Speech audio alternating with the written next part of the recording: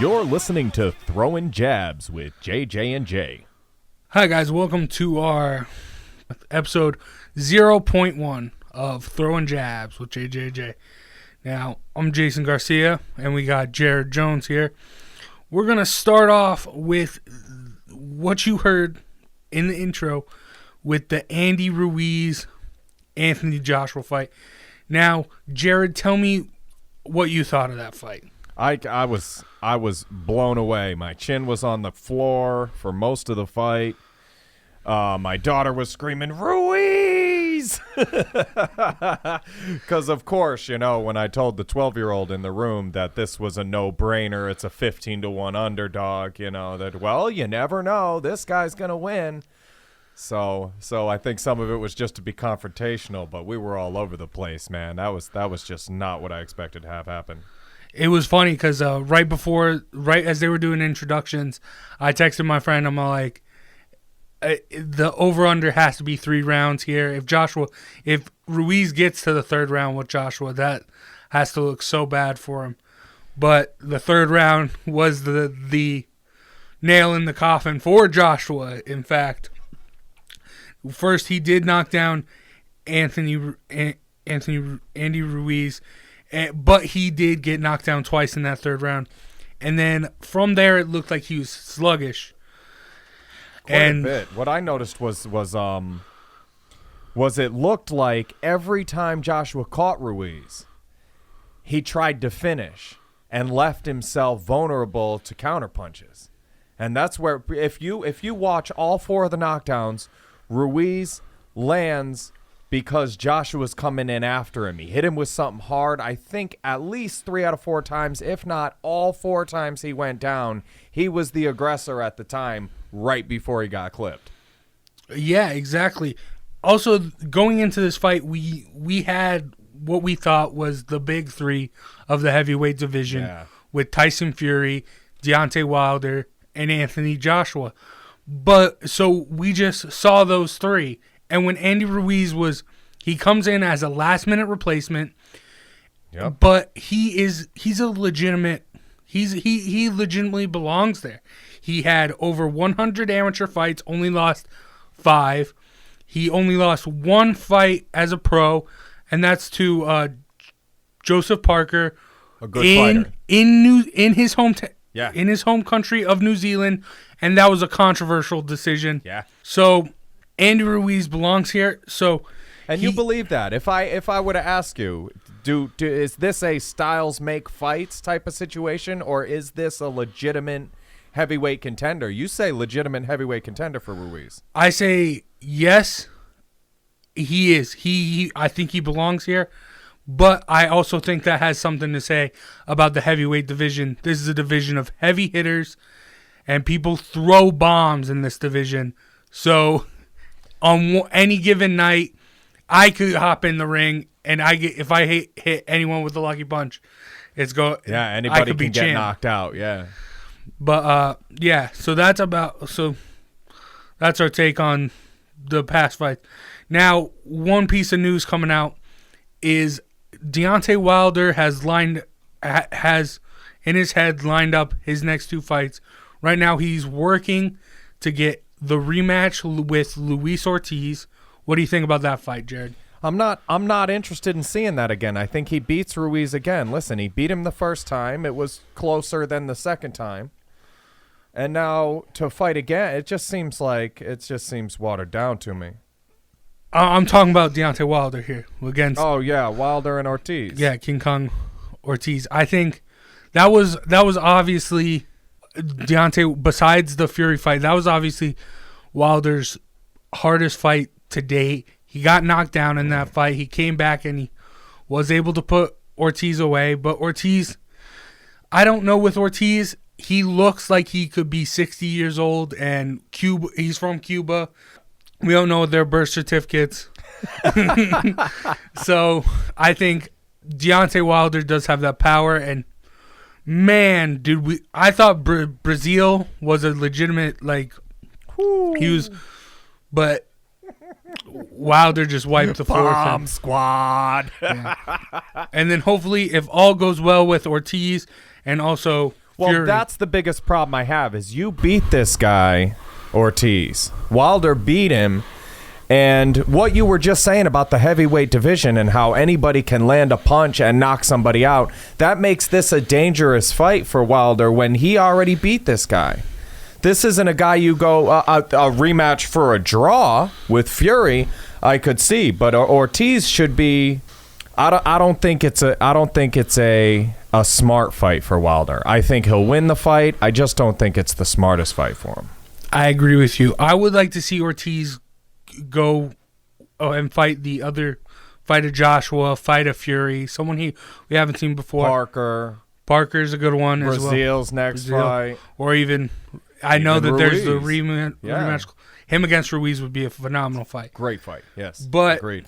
Moving forward, Deontay Wilder said, if all goes well with the Ortiz fight and Fury beats Tom Schwartz, that's the next fight at the beginning of 2020, the rematch that we have all been wanting and waiting for. Bomb Squad and the Gypsy, huh? Yeah. Yes, sir. That's a fight. That's the fight to make right now. Well, now even that Joshua's, more so, yes. Now that Joshua took a loss. And Joshua, going back to Joshua, Fury came out. He said good words. He was very classy about it.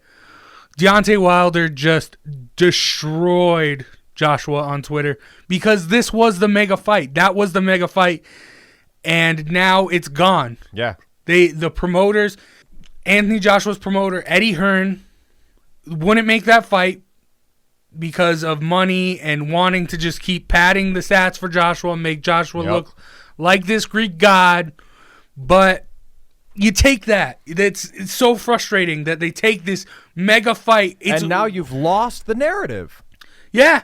You've lost the narrative. And that's to go back, that's the danger of the Deontay Wilder and Ortiz fight. Is should he lose to Ortiz, we've got to just, a bag of stuff in the heavyweight division and no clear cut.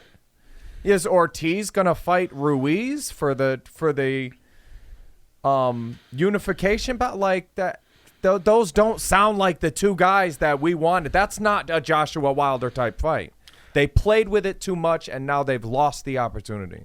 To play a little bit of devil's advocate here, yes, those were mega fights that we lost out on, and that's the businessman side of me would say, dang, that was a miss. But as a boxing fan, I think I like the broadening of the division. You have more talent and that stuff. Now, I'm just playing devil's advocate because obviously we wanted to see Joshua Wilder. But does expanding the division and bringing in more people, does that help the division at all? No, I don't think it helps boxing. I think it waters it down. I think you like it and I like it because we're more hardcore boxing fans. But to the average boxing fan and the general public, if you have guys you don't know and have never heard of, again, it's just not going to be as interesting as the two undefeated guys who you remember, who have medals from the Olympics and stuff. That's it waters down to not recognize the names. Yeah. Recognition is one of the things that brings in fans. If you know the people that are fighting, you watch. But Andy Ruiz, is he not now recognizable because he beat Anthony Joshua? More than Anthony Joshua?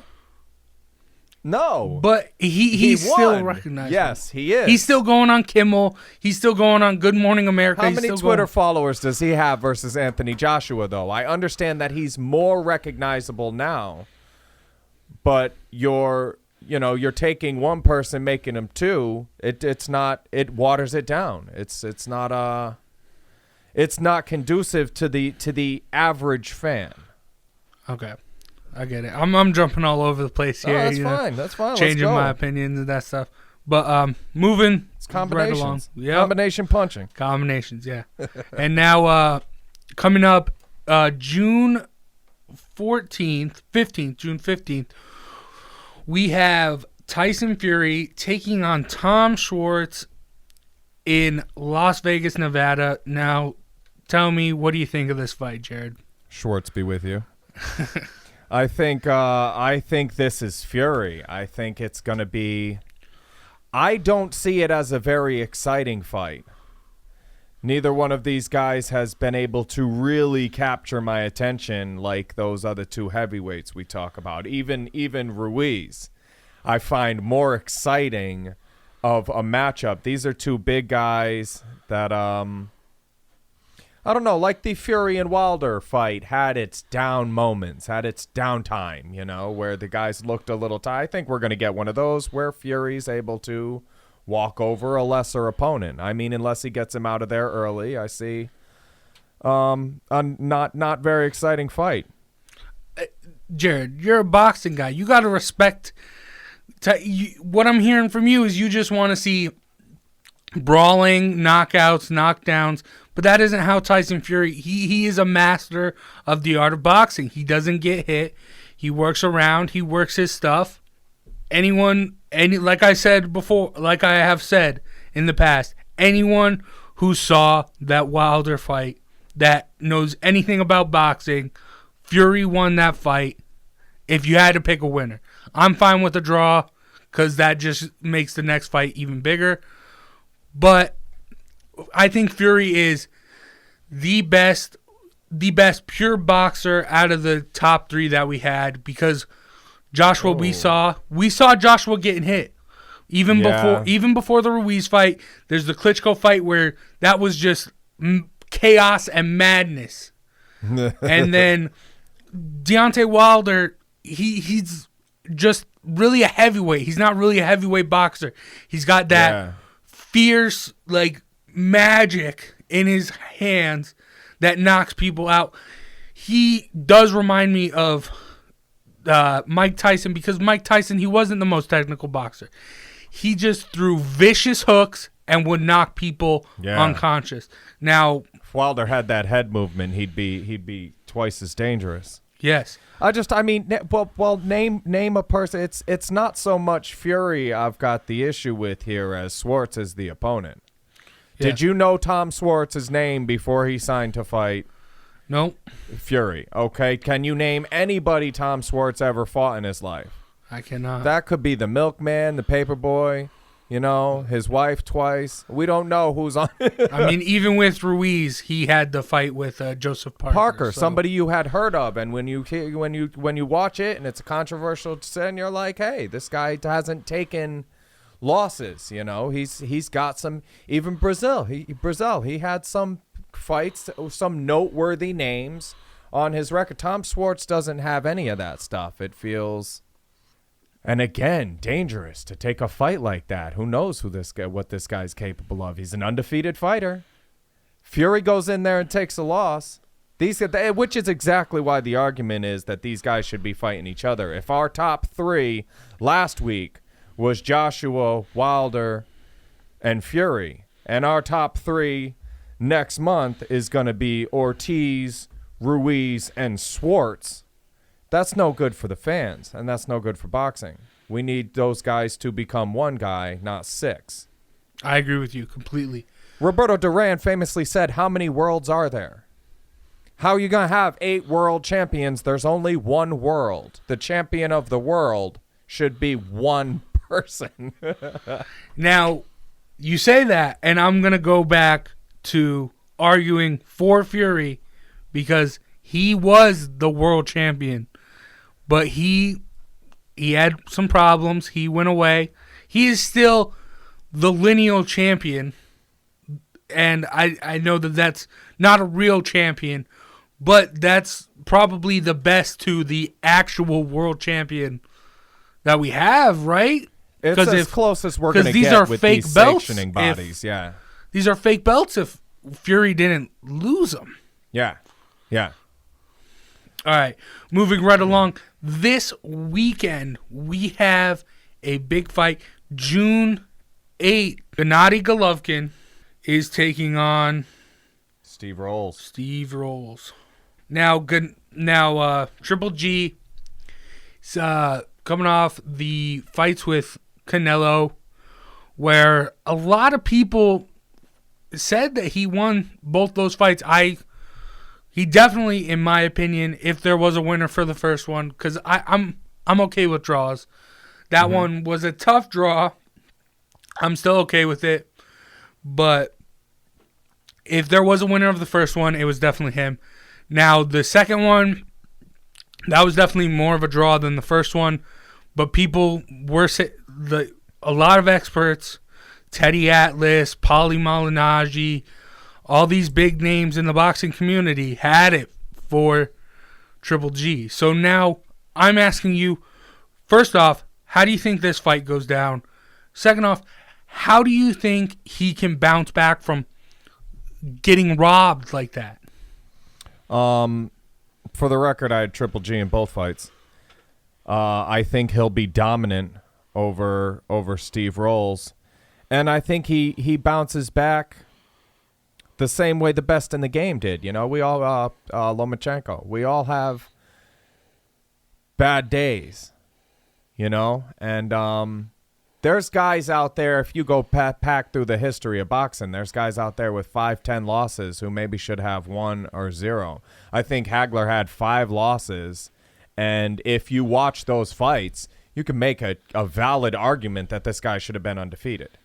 You know, and I think that's the case here with Golovkin, is that your record doesn't necessarily reflect. Have you ever heard of Emmanuel Augustus? This guy, Floyd Mayweather said it was his toughest fight. Now, this guy was like a 500 over the fighter. Madonna fight? I think the Madonna fight is why he had that conversation. Okay. But Emmanuel Augustus is a guy with 100 fights. He might have 53 wins and 47 losses or something like that. And but he made his stones off of his bad record. He fought everybody in the division, and so he was regularly underestimated because, you know, 30 of his fights were against undefeated guys. The record didn't reflect at all how good this guy was. So, yeah, you're talking about a journeyman. Now, we don't see this in MMA. We don't see undefeated fighters getting championships and that stuff. So I want to ask you, what makes the distinction between boxing, how one loss can make someone fall into obscurity, where in MMA you could have multiple losses, still get to the top of the division, and even the top of the... Conor McGregor had losses. Yeah. I would say that boxing is the only sport... only major sport without a commission, without a national commissioning body. It's because you have WBO, WBA, IBF, ABC, IBO, STD, whoever they are, these 800 different sanctioning bodies that convolute everything, versus one in the UFC that says, okay, this person lost. Cowboy Cerrone may have lost that fight, but he can still fight. You know, you can't. If you're the WBO and that guy takes a loss, you're a little next man up. How do we make the most money? It's self-interest. It's a theory called the tragedy of the commons, that everybody's kind of going to look out for their own in specific situations. If there's just a pool for everybody to grab from, then everybody's going to look at... When's the last time you saw a take a penny, leave a penny in a gas station? Those things have disappeared. It's the tragedy of the commons. Sooner or later, somebody's going to empty that out, buy 2 Lucy's, and keep it moving. So that's basically what these different sanctioning bodies are doing, is it's a little grab bag to see how do we make the most money off of this, as opposed to give the fans what they want, as opposed to get the best fights. It's why you don't see the undefeated fighters in the UFC, because you're going to fight somebody close. You're not going to have the number 2 guy against the 137th ranked guy like we did the other night. And then we come to find out it's closer than we thought because that guy loses. You know, the favorite loses that fight.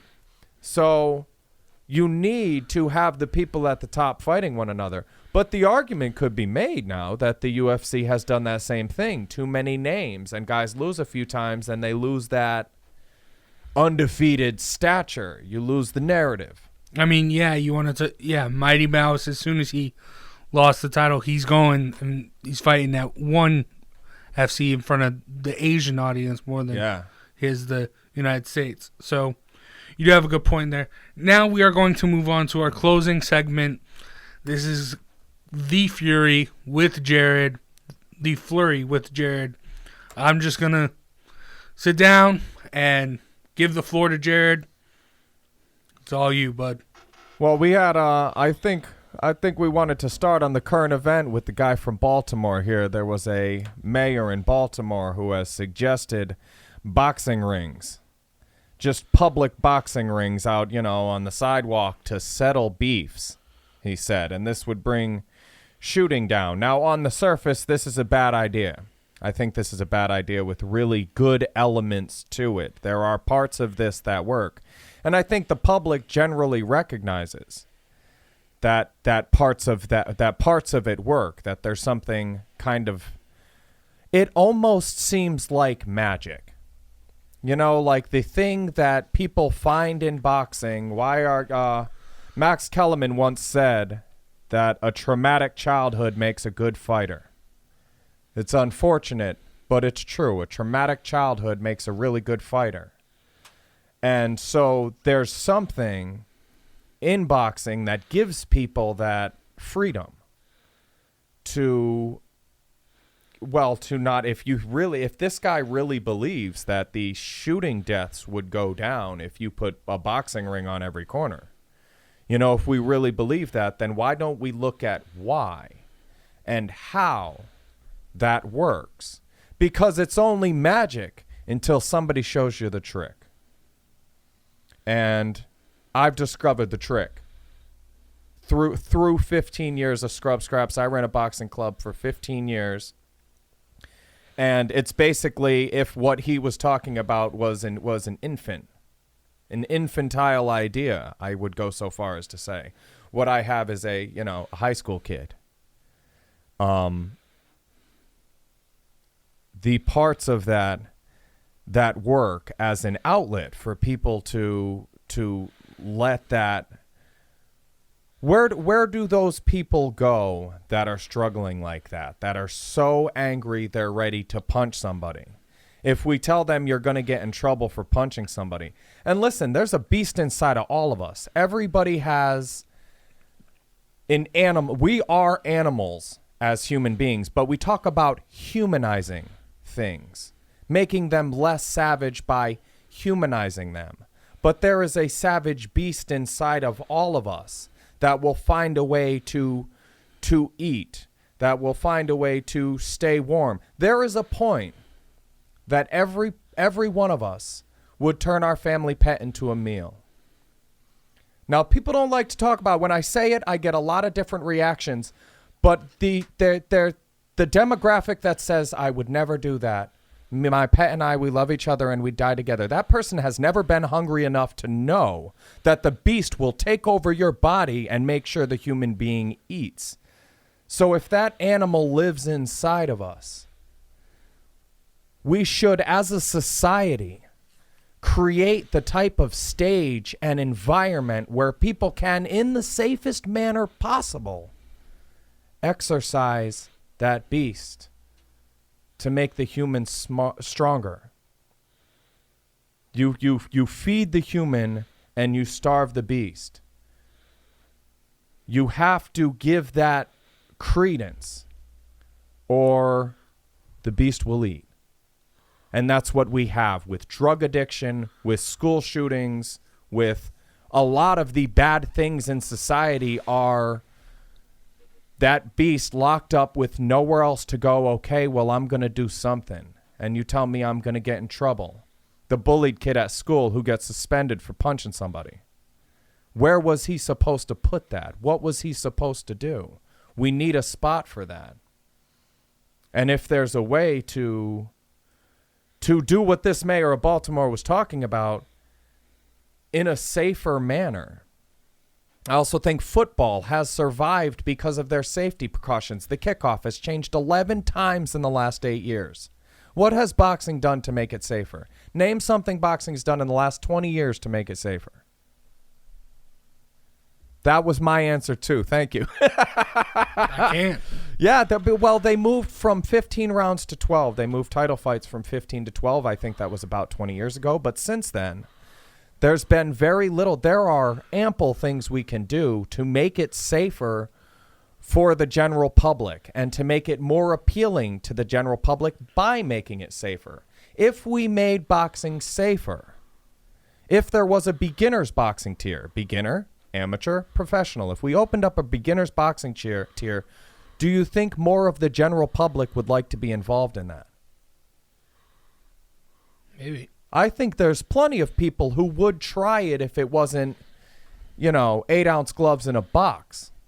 You take them out of the box, you make the gloves bigger, you make the helmets bigger. There's pneumatic gloves, they're impact dampening gloves. You take the ropes away, you stop raising them 4 feet off of the ground. I understand it's a stage so people can see them, and when they're professionals, they should be fighting at that level.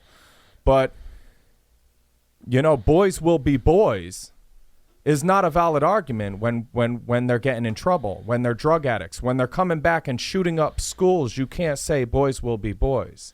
You have to create an outlet for people like that. And this is the type of thing, because it's such a bad idea what the Baltimore mayor has suggested. But who are the people that would end up in those rings if he did it? The drug addicts, the school shooters, the bullies, the victims. The people that need our help the most. So why don't we drag those people out of the general population with a program like that and give them an outlet? They'd volunteer for their own intervention. Strong stuff there, Jared. Thank you. And this has been episode 0.1 of Throw in the Jab. Hopefully the next time will be episode 1 officially. But for now, this has been Throwing the Jab with Jason Garcia and Jared Jones. Jared, how do people reach out to you on social media if they would like to? I'm on Facebook, Jared Jones on Facebook, and my boxing club is called Scrub Scraps, which is also the name of a nursing outfit patch maker. She makes patches for nurses' outfits. So funny, I found Scrub Scraps, the name of my boxing club, on Facebook. So if you see a bunch of patches that look like they're for nursing scrubs, that's not us. You can follow me on Twitter, Big Jace, Jace, the Ace, at Big Jace the Ace on Twitter. I also have Facebook, Jace Garcia. And thank you all very much. Hope to see you at the launch on episode 1.